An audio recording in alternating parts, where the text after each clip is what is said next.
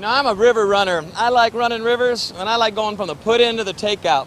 And not only that, but I like play boating on the way. There's one set of moves that are super fun when you're heading down the river. They're called downriver moves. Whether you're going over waves, over rocks, or entering into holes, downriver moves are going to be a lot of fun. Check these ones out. The rocket move takes the basic stern squirt and takes it into the downriver realm.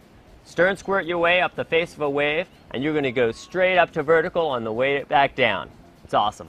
The rocket move is your ticket to learning a better combat role, and it's your first ticket to doing a downriver move over a wave where you feel like you're launching in the air. It's very cool. Right when you're paddling down the river, you're lined up for the waves. You go over your first wave. Right when you get into the trough of that wave, you should be angled, say, 30 to 45 degrees to the right. This time you're going to use a left stern squirt stroke, and you're going to squirt the stern right under you. It's going to be a lot easier to squirt the stern under in the trough of the wave than it is in flat water. You're going to squirt it right under you. You're going to launch right off the top of the wave.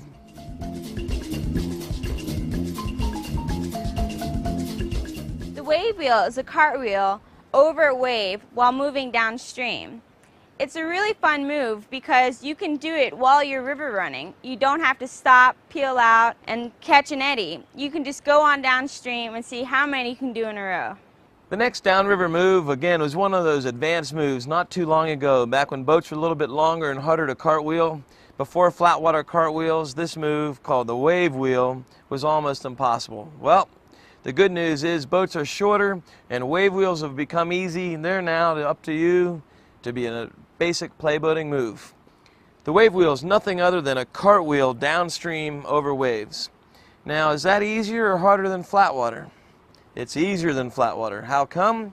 Because when you go over the top of a wave, you've got air and space behind the wave, and you're initiating your bow into the air instead of through water.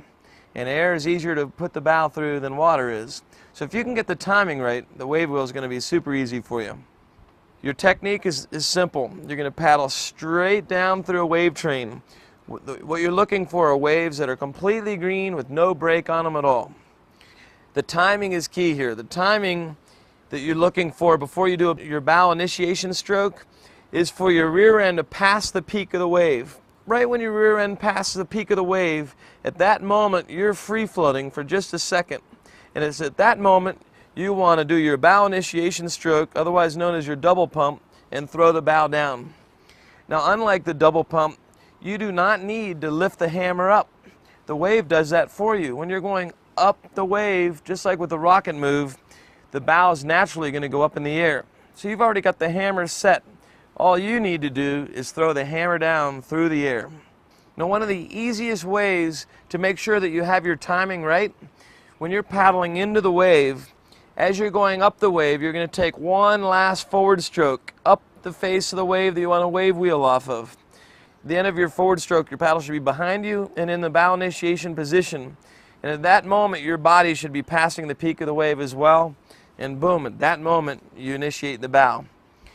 Now what you're going to notice is your bow is going to initiate and you're going to fall into the trough of the next wave. Now this is where the play boating basics kind of ends and the advanced play boating picks up. And that is to be able to wave wheel over a series of waves. Some common mistakes for this are trying to double pump too hard. When you're paddling up the wave, it's very tempting to think, I'm going to lift the bow up extra. But the problem is that the wave's already lifting your bow up, and all that ends up happening is you've got momentum with your bow going up towards the sky too hard. Essentially, you're doing a rocket move, and you don't have enough time to bring the bow back down. Other mistakes of the wave wheel, your common mistakes: not keeping your weight over the boat. You know that if you fell on your head. Not dropping enough edge. You know if your boat went totally flat. So the cartwheel technique or the double pump technique is what you need to look at first. The wave wheel is nothing other than a flat water cartwheel over a wave, but through the air.